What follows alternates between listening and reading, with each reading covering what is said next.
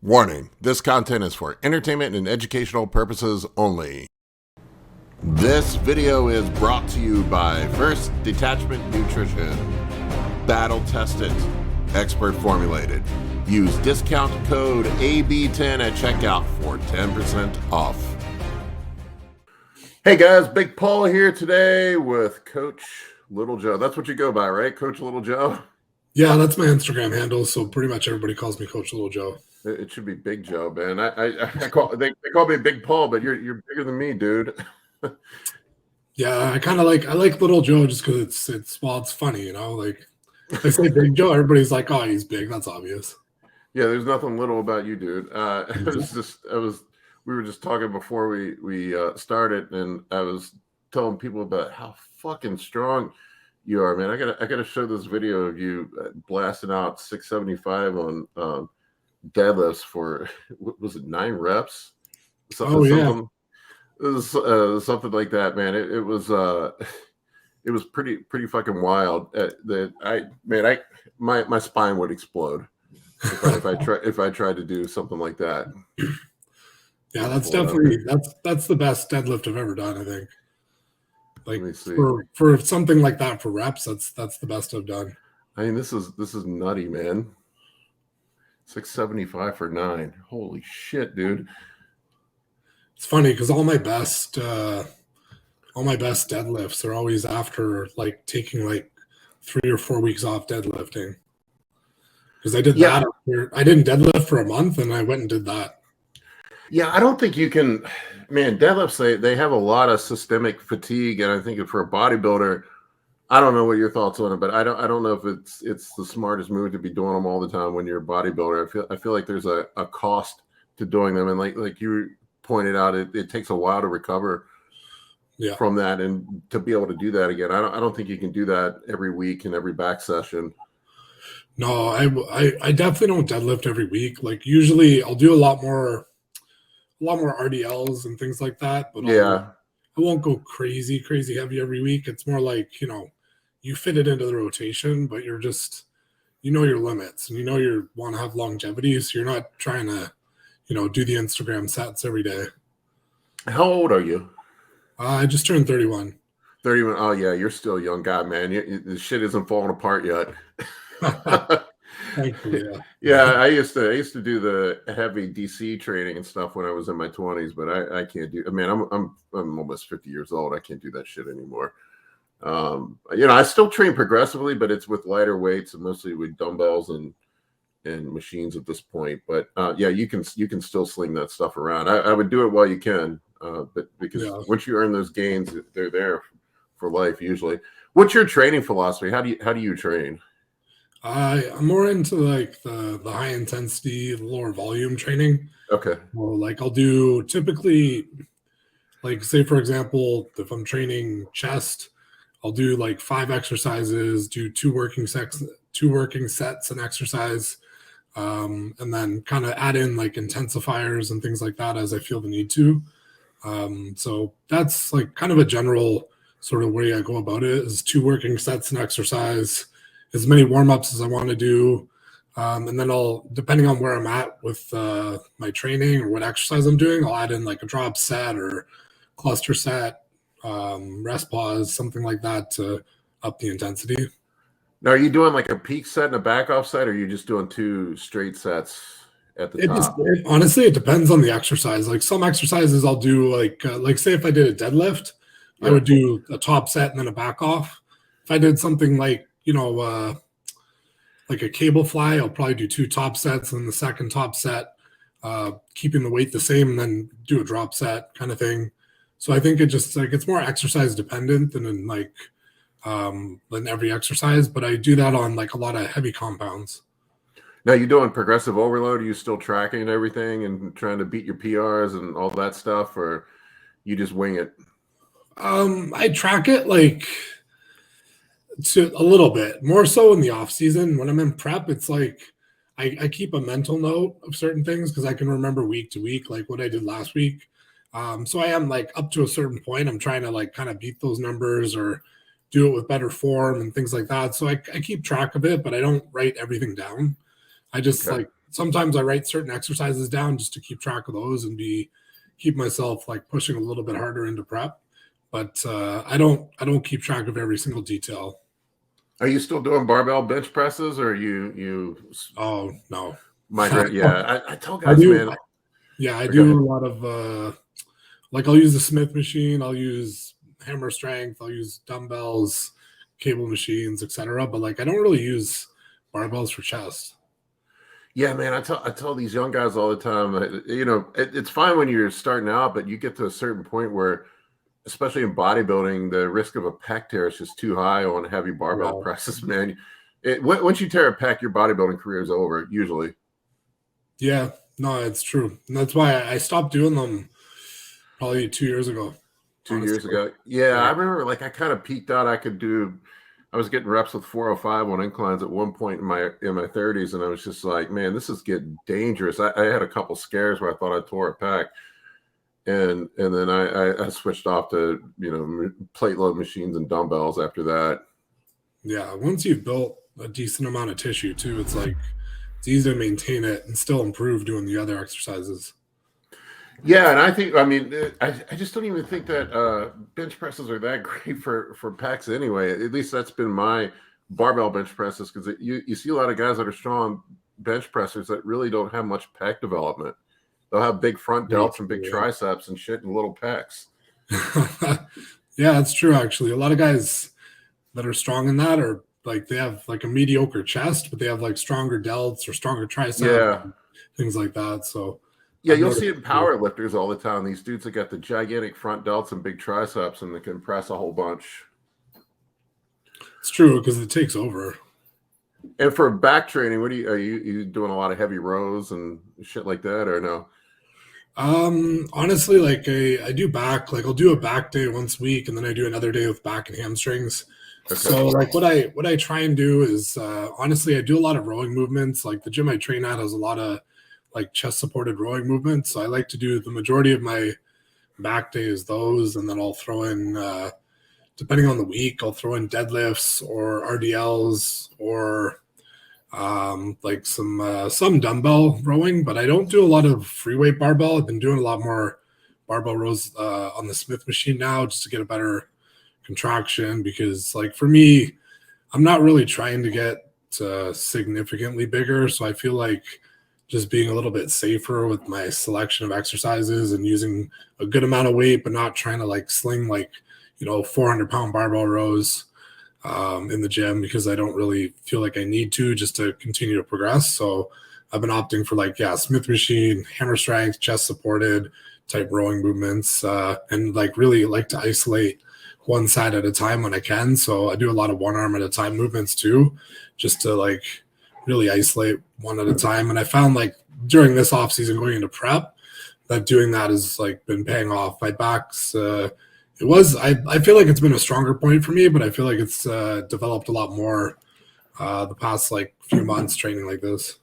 Yeah, you got a freaky back, dude. I mean, man, I definitely would say back is a strong point for you. I'm trying to find a picture here, but yeah, you got a nutty back. I think this is an off season, or it's definitely an off season picture here. But yeah, it's interesting. I hear I hear from a lot of the bigger guys that they're using chest supported exercises for rowing. I see that a lot, but I hear a lot of guys talk about that. But yeah, you got a nutty back, man. Yeah, that was like peak off season. I think I was like 308 or something there. Yeah, that's crazy, man. How tall are you? 5'10". 5'10". Jesus Christ, 5'10", 308, man. That's insane. And you're lean. You're lean here. You can still see your abs and everything, man. Yeah, it's the heaviest I've ever been. What do you think you'll be on stage? What's your target? It's really hard to say. Like I would say somewhere in the 270s, like in the 270s somewhere. Yeah, that's tough to compete with, man. I don't, man. You're gonna do some damage if you come in shape at that weight. What show are you doing? First show I want to do is New York Pro. So about 12 and a half weeks. No, just over 12 weeks. Yeah, they changed all the criteria up this year, didn't they? Where you don't have to, they're not doing the points anymore, right? No, they're not. But like in all honesty, like the points thing only really was enough to have like an extra 3 guys compete. So it doesn't really change it that much, really. Like, because to be honest, if I'm going to qualify, I'd rather win than just get points. Because like most of the guys qualifying on points, they've done quite a few shows. By the time they get to the Olympia, they're a little burnt out, anyways. And chances are, if you don't win a show to qualify, you're not even going to be in the top 10 or 15, really. So Yeah, I don't know how you can do that many shows and be at your best anyway. I don't, maybe they changed it to discourage guys from doing too many shows. I don't know what the premise was behind it, but that's what I the feeling I get. I just don't think you can keep your body fresh. Maybe when you're younger, but I just it's hard. I find like doing any more than like this year, what I tried to do is line them up, like line up a few shows that are really close together, so that way I can kind of do them like week to week, instead of having to prep for like, you're prepping for like 8 months or something crazy because you keep competing. This way I can kind of like have a few lined up and then, just like have a break after. Yeah, and I don't think it's good for your long-term health to keep lining it up. Like, I mean, to have them spread out like that. I think a lot of the damage that guys do to their health long-term is from prep or just being in that state for too long. Yeah, no, I agree. If you're in that state for months on end, like I've seen guys where they compete in almost every show 1 year, and then you don't see them compete again for like 2 years because their body's so beat up. Yeah, I mean, it can't be good. It can't be good for your health. I've seen blood work from guys after shows, and it's nasty sometimes. It gets with your training. What rep range are you primarily keeping movements in? I'm all over the place. I'll be honest. Like I would say for most like big compound movements, I'm probably in like the 10 to 15 rep range. Okay. But then there's some where like you just keep going and you end up getting like 20 or 25. Like if it's like a leg press, I end up doing higher reps, versus like squatting. I'll probably do more like a 10 to 12, or pressing like a 10 to 15. So it kind of, yeah. And even back exercises, like I kind of go for like that 10 to 15 range. Because I don't like to go too low on reps, because for me, a lot of those like exercises, that means I have to go stupid heavy. And then I end up just being like crippled. Like my joints are beat up the next day because I had to go so heavy just to hit a rep range. So that's why I'd rather do a little bit more reps. And that way I don't have to go as excessive on the weight. Yeah, I don't know if do you know Dante Trudeau at all? Are you aware? Yeah. I was talking with Dante about that the other day. How as you get older, you got to push your rep range up to keep from beating your joints up, but you can still progress. I think that's what a lot of young guys don't get, is that you don't have to be training in the 5 to 8 rep range for hypertrophy. You can push things up a little bit further. In fact, most of the guys I talk to that are pros now are in the higher 10 to 15 rep range, it seems like. Oh yeah, because like even if I went and did a like some type of squat and I'm doing like 8 reps or something like that, like I know the next day I'm gonna be like fucking sore as shit from that, because it's like that means I had to go like some, I don't know, like 600 pounds or something to hit that rep range. That's nuts, man. And it's the wrong kind of sore too. It's your joints hurting, not the muscle. Exactly. Usually it's joint trauma, and that shit. The guys that lift like that and continue to lift in the lower rep ranges usually you don't see them make it past 40 usually. No, definitely no. I mean, I look at like somebody like Ronnie Coleman, who's just in a fucking wheelchair now, man. It's sad.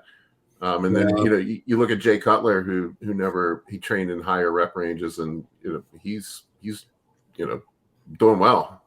Yeah. No, it's true. I try to like model after guys like that, like Jay, because I look at him and he's like turning 50 this year, and he looks great for 50. So like I'd like to be in that position where it's like I'm still, in good shape and can still train and don't have a bunch of injuries and things like that when you're in your late 40s, even 50s. Yeah, I met him, was it last year, and I talked to him for a good bit, and he was talking about training, how he never really trained that heavy, that he kept his reps a lot higher and did a lot of pump work and stuff. But man, he looks like, even at his age, man, he looks like he's one good cycle away from getting back on the stage. I mean, he still looks great. Yeah, I know, it's crazy. I noticed because I watched some of his podcasts too, and I noticed recently he looked like he was getting bigger, and he keeps saying like, "Oh yeah, I'm trying to eat more food," and I'm like, this guy just eats more food, and he looks like bigger than most guys taking a cycle. Yeah, I mean, when I was talking to him, he said he's just running like something like 150 milligrams a test, just on TRT. Yeah, It was like a really, really low dose. It just, well, we were talking about it before, but just goes to show you the role that genetics play in this. And once you've earned tissue, and I'm not trying to guys get all freaked out when I talk about low doses. I mean, there are times that you have to push the gas pedal down to put size on. We all know that. But I mean, once you have earned it, and if you've trained hard and you train for a long time, it doesn't take a whole lot to maintain things. As long as your diet's buttoned up and you're training hard, it really, people don't believe it, but it really doesn't take much to maintain. no, it's true. Like I tell my clients this too. Like I explain to them, I'm like the biggest cycle I ever took. I was like, fuck, I think I was 24. And I remember since then, like I've actually taken like the amount I would take now is less than what I would take even like when I won my pro card. So it's like I get away with taking less now, and I've actually seen my body continue to grow taking less. So I just like I kind of have no you know what I mean? I don't believe when people think like they're always thinking you got to add more and more and more. And I'm like, well, think about it like this. I'm like, you add more and your body's just getting more toxic, really. So I'm like, how's your body going to develop and grow and recover if you're just like putting more, kind of like shit in your body, at the end of the day? Yeah, I mean, there is it's a curve. I tell people there is an optimal range that you want to be in, and then once you get past that, there isn't the benefit versus cost does not add up. You just pile up more side effects and just make yourself sicker. I believe me, I've fucked around with it myself, and it's sometimes when I back down, I feel better. Not that I'm at your level, but. And I've seen it with people that I've worked with that when we back things down, a lot of times they end up get the diet cleaned up, back things down. They actually do better. Stick with just basic compounds. Yeah. Justin told me the guys he sees that push the hardest are the dudes that are kind of like teetering at that amateur, like I'm on the national stage level. The guys that are trying to push for a pro card, those are the guys that usually blast the most. Yeah, it's true. Because it was my first, I think it was my first or second time doing nationals in Canada that I took like the heaviest amount. And then after that, I realized like, because I remember in that prep, especially towards the end, I just remember feeling like shit the whole time. And like, not shit because I was depleted, just shit because I'm like, what the like I was just like so many different compounds, blah, blah, blah, blah. And then like towards like when I actually won my pro card, I was taking less than that. But I looked better, just because I feel like it came down to more just like I needed more time training, eating, doing the things you need to do, more so than like a secret contest prep cocktail, I mean, there's only so much muscle mass you can accumulate in a given amount of time anyway. So it's not like pushing more is going to add more to it anyway. But I mean, I'm once again, I'm not going to lie to people and say that there's not a optimal amount. There is, but as you get bigger, and what I've seen, that guys actually tend to back things down. I heard was a Nick Walker podcast recently, and he was talking about how he's using less now than what he used to. He's actually backed off things a bit. Well, look, he's as big as you can, like pretty much as big as you can get without just looking bad, if that makes sense. Yeah. You know what I mean? So I feel like for him, it's like he could easily back off and hold his size, and just like it'll actually probably improve his look, if anything, because like he'd look less bloated. And I think from what I've seen, I feel like he has improved his look for sure. Yeah, he looked better this year. He definitely brought his waist down. He tightened his waist up. I thought it was a better look this year. God, he's still fucking young too. What is he, like 26, 27? I think he's got to be. I think he's like 28 or something. Yeah, he's him and Derek Lunsford are around the same age, I think. That's nuts. I'm old as fuck, man. I'm almost 50. So I could be everybody's dad. That's funny. I mean, typical off-season compounds. I mean, I don't know what you run or if you want to talk about it, but usually it seems like what I see most guys run now on the pro level, it seems to be test and then whatever primary anabolic they like. Usually I see guys running test, EQ, and like a little bit of nandrolone with it and some growth hormone. That seems to be pretty much the pro off-season cycle that I see these days. I've done that before. Like I've done like the test EQ and like NPP. And hormone. Like this year, I did it a little bit, like pretty much the same, but a little bit different. Like what me and Justin kind of decided to do. So I did test EQ and primo. Yeah, so not a drastic difference, but I just found like I like primo a little bit better, but that's just like my opinion. Just I like the way like it responds for me, and I feel like it responds better than just than MPP. So yeah, I like primo better. MPP is one of those things that either agrees with you or not. Some people like it does not agree with it. You end up getting the limp dick, and it's just yeah, you get bloated up or have anxiety. I've seen guys get really bad anxiety off of MPP before. And then with the test EQ primo combo, usually you don't have to use an AI with that because the primo is going to soak up the aromatization, the estrogen conversion with the testosterone, so you can actually run your test higher. yeah. Usually, what I've seen with primo, EQ has a bit of that effect as well. Yeah, no, I noticed that too. Like, because I would do my blood work on cycle even in the off season, and I noticed like my estrogen was in normal range beyond that with like no AI.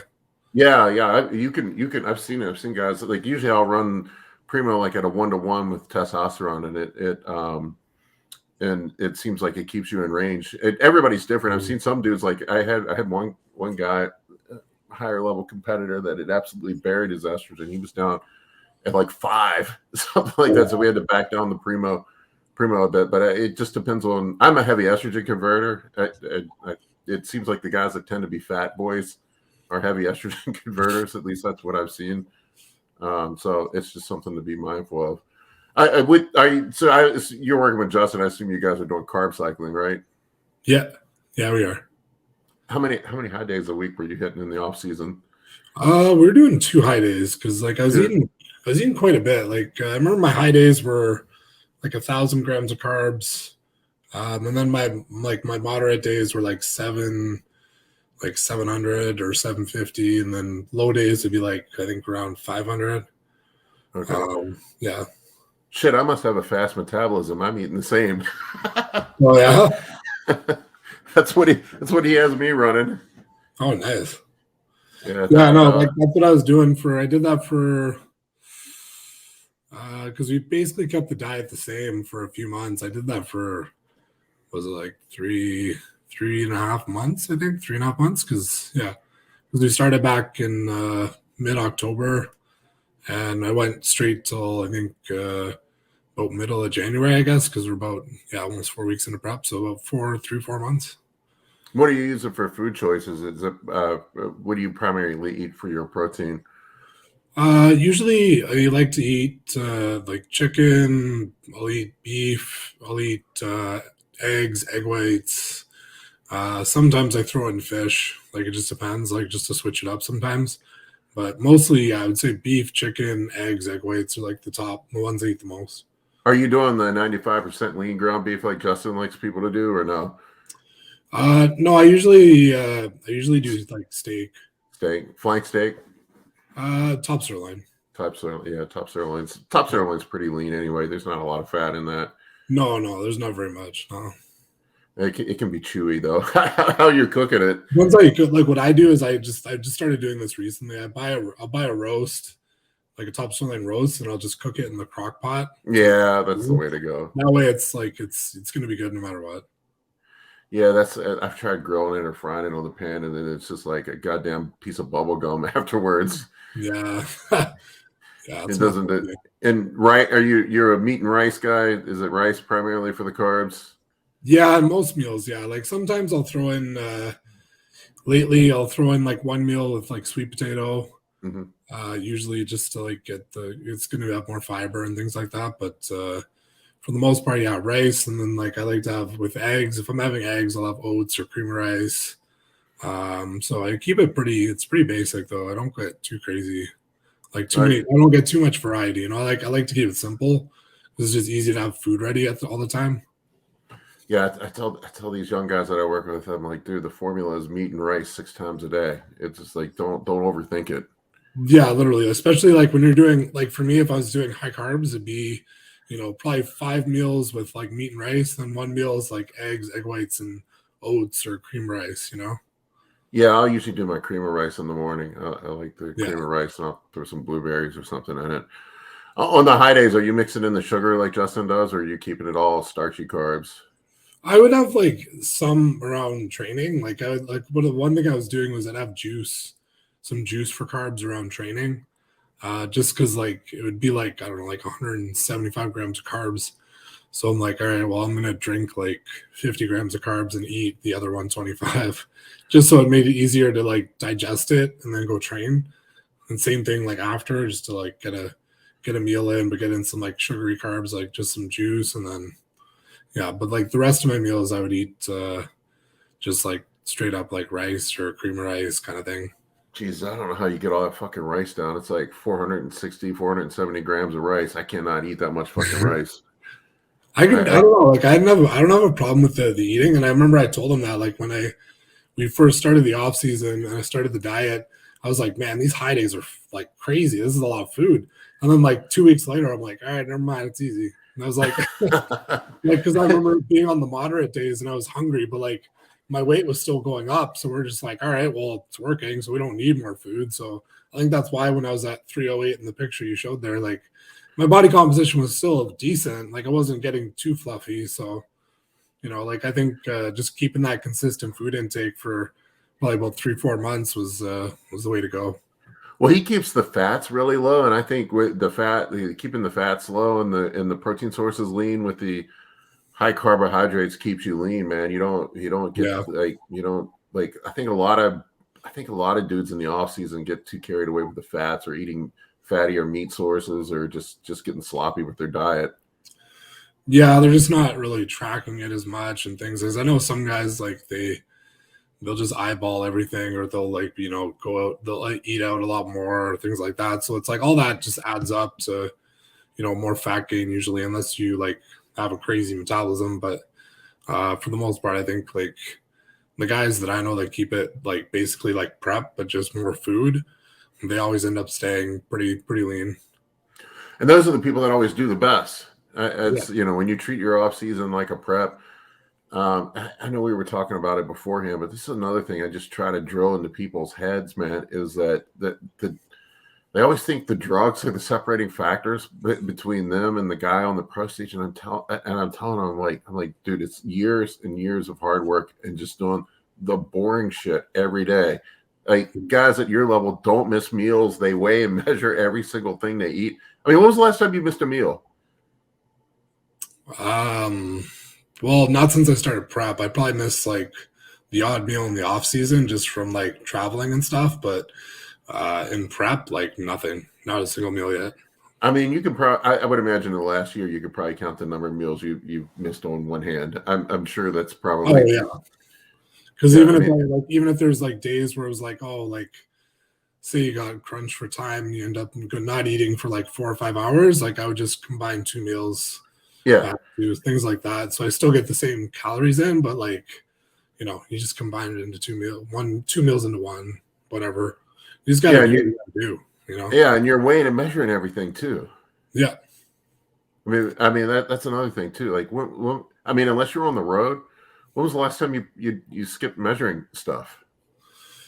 Yeah, literally. Unless I was traveling in the off season and like I was like in a pinch for food, then yeah. But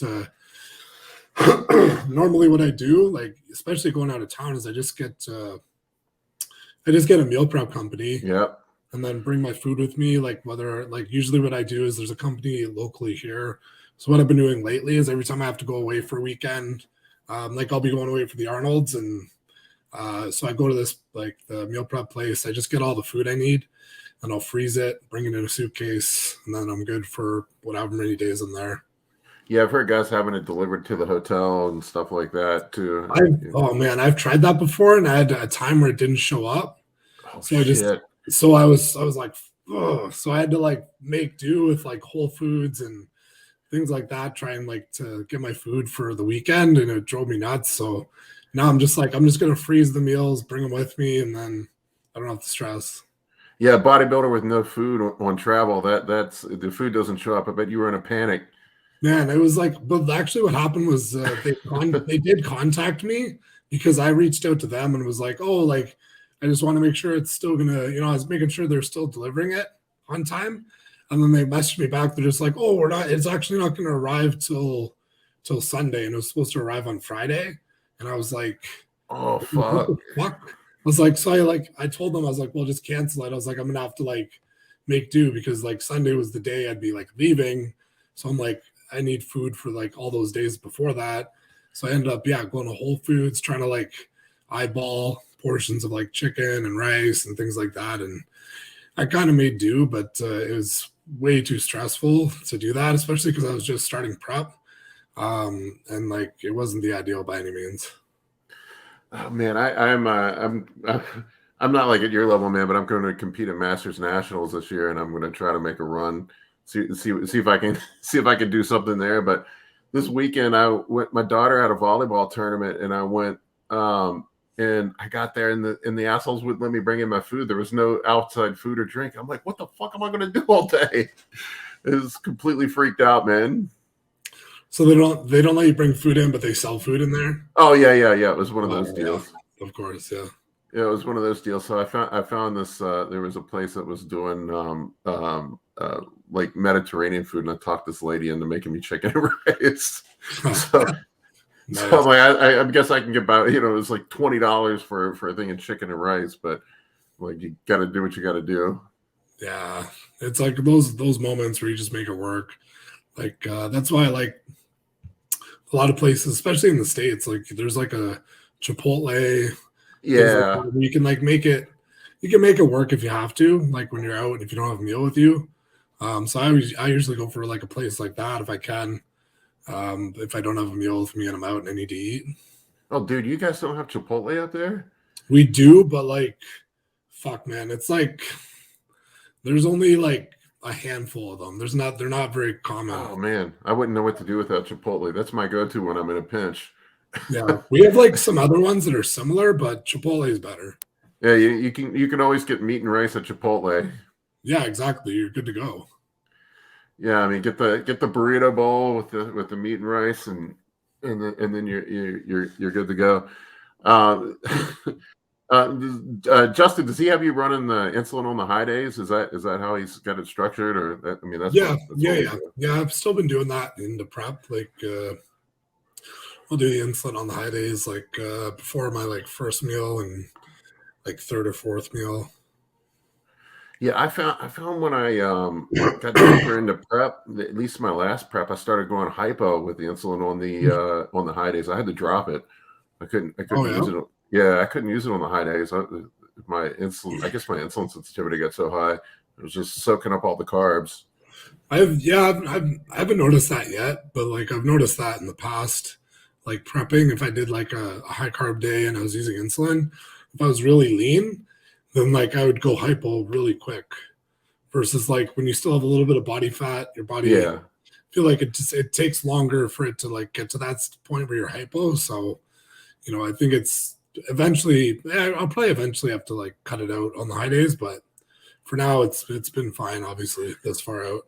Yeah, I like how he just runs it on the high days too, so you're sort of saving yourself from the other days from blowing out your insulin sensitivity. I see a lot of guys that are running it every day, and then they end up turning themselves into diabetics down the road, type 2 diabetics from blowing the insulin too much. But it gives you a break. And sometimes, I've had him run 3 high days with me before, but sometimes when you run, you get more in that way too. But it's a good way to do it, I think, and saves you from blowing out your insulin sensitivity.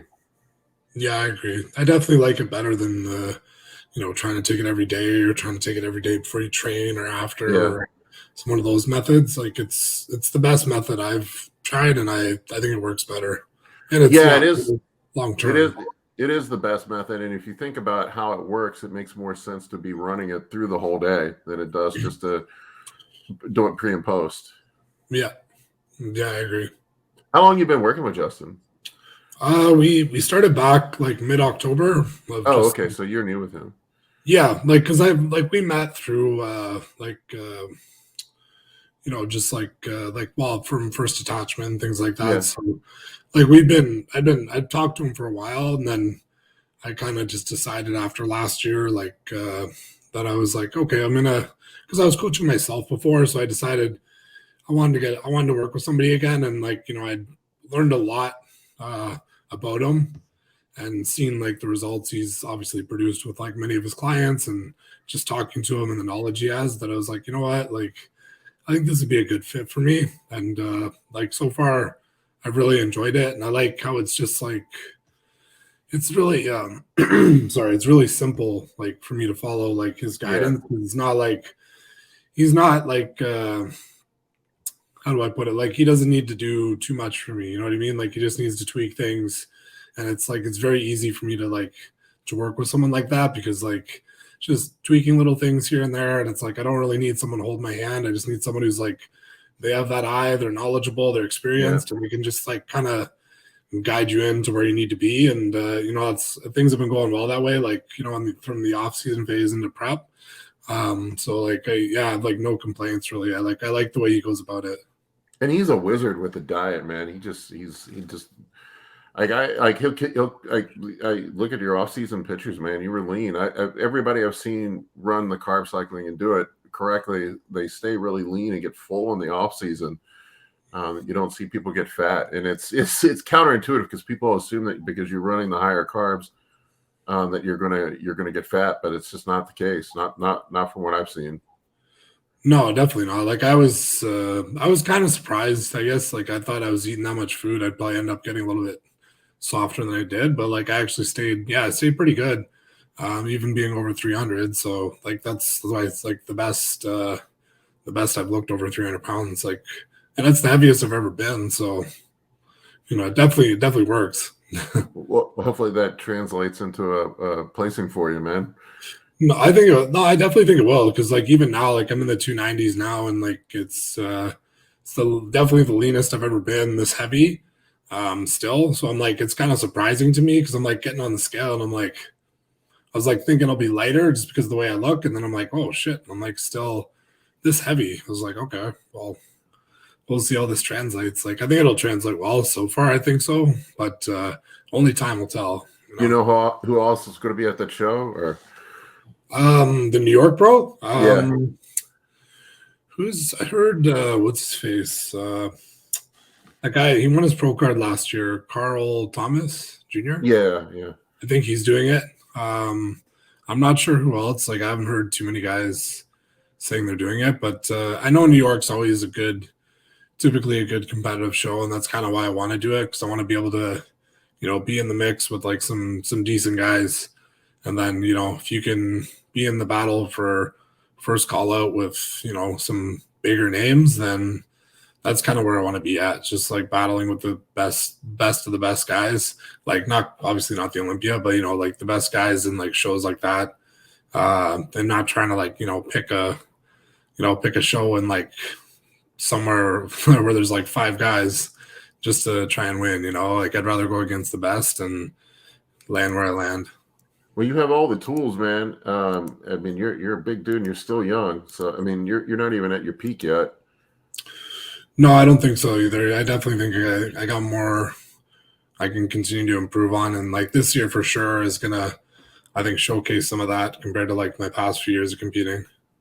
Well, I see guys now, they continue to improve into their 40s. As long as you take care of your health and you're moderate with things, you can extend your career out for a long time and continue to improve.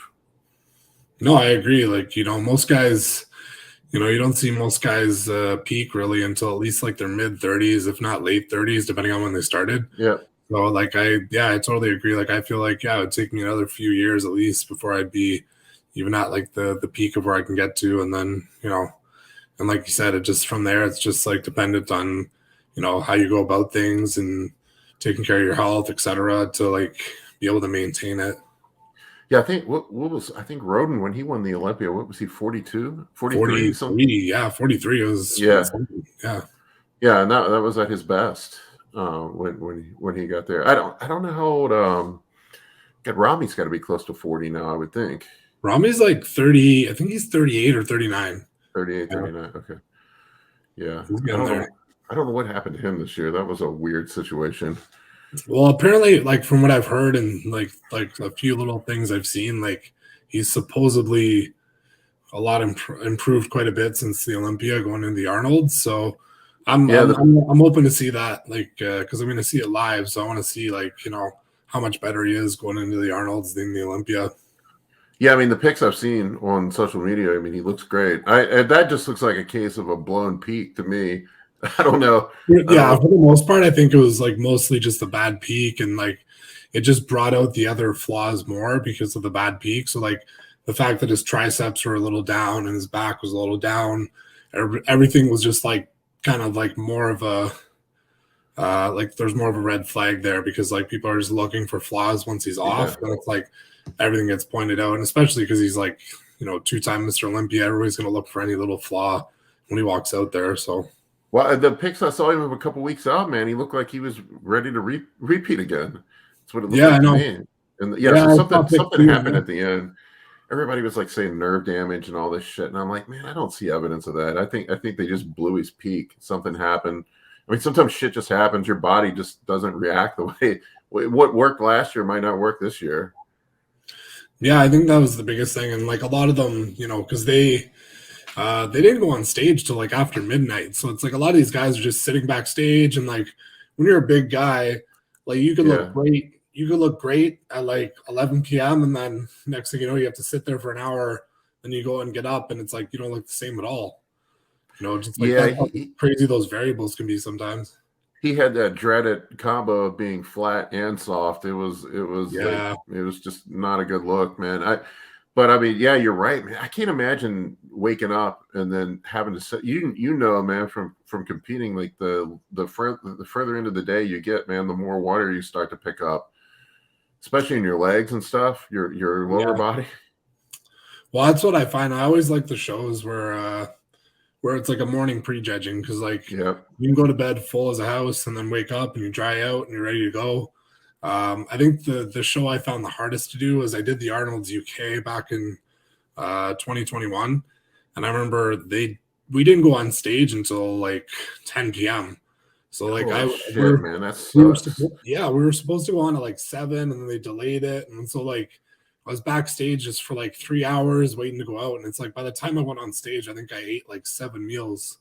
So like it was like I was still I still look pretty good, but like I feel like had I had gone on when I had supposed to, or gone on earlier in the day, I definitely would have looked better because I found it hard to peak for the evening versus peaking for like a morning show. So it's a different experience, especially when they delay it. It's like you're kind of trying to like hold your look or not fuck things up in that few hours where you aren't expecting to be delayed. I mean, you can just do a science experiment at home, man. You get on the scale and your lightest weight when you're holding the least amount of water is when you first get up in the morning. And then as the day progresses, like your heaviest weight is usually right before bed. Yeah. Yeah. So, I mean, like variance of up to 10 pounds sometimes. Yeah. Yeah. I'll weigh 10 pounds more in the evening than I do in the morning sometimes. Yeah. Same here, especially in the off season. Yeah. I'll wake up like 270 in the morning, and then I'll be 280. I work out at night, and like I'll be 280 after my workout. Yeah. Yeah, and it's pretty wild to see but I can't imagine. I don't know why it doesn't make any sense to me. Like especially with like the Olympia, I don't know why they don't break the shows up. Like maybe do like the men's physique one day, and just like they do that in a lot of the amateur, like some of the national shows. I don't know why they don't do that in the Olympia. Yeah, you think they would because like I don't know, have the big guys go in the morning. Maybe I don't know. I feel like they do the show in the evening just for like the viewers, Yeah. I guess. But like it's even still, it's like you could have the men's open on earlier than like midnight, you know. Like I feel like you should have them on by like, you know, like 9 or something, so it's like reasonable. Because a lot of those guys I know weren't expecting to be on that late. I think they were told they were going to be on earlier. So when you're sitting there waiting, it's like it's gonna, but most likely for most guys, it's gonna like mess with their look a bit. Because I know a few guys that were off, and a lot of them were talking and saying it's because they, you know, had to sit backstage for so long, and you know they were saying if they had like, you know, one of those apps where they just send out like a notification where it's like, okay, guys, like you're going to be on in an hour, so get backstage or whatever, because they're all at their hotels nearby. Yeah, you could have chilled out the hotel. Just chill there and then head over like an hour before, and you don't have to like sit backstage, like fucking waiting for 2-3 hours to get on stage. Now, when traveling for shows, what do you usually try to get in a couple of days earlier? So, because a lot of times flying, man, will make you hold water too. I don't find like flying. I don't find it makes me hold too much water, but I usually find it like fucks my digestion for a day. Like I get kind of bloated, but I'm not too watery. It's just like that backed up, like can't go to the bathroom, so your body adjusts. I call that travel ass. Yeah. So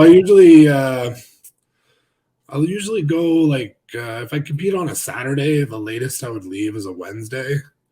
Okay. So I like to have at least 3 days before just to like that makes sense. Do a couple depletion workouts, and then like dial into the show.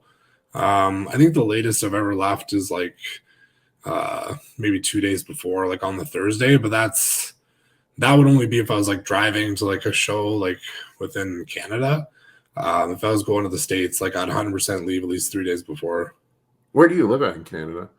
I live in Ottawa, so Ottawa's like 4 hours from Toronto, if you know where Toronto is. Yeah. So yeah, like I'm where I am, it's like, well, right now it's like fucking dead of winter. It's coldish, it's pretty cold. But yeah, like it's Ottawa's like the government city here, so it's like it's a pretty boring city. It's like, you know, where they have like the parliament and everything. So I've been there before, and I was in college. I went up there one time.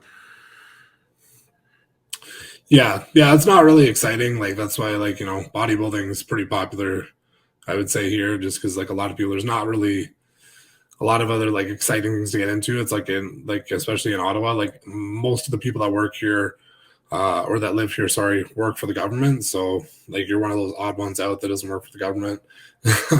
Yeah, I'm in Washington, D.C. Everybody works for the government here. Yeah. So it's like it's you know, it's like a government city. So I like where it is. I like it here. Man, I couldn't deal with the cold. Honestly, man, like I've been like that this year, like especially with the winter.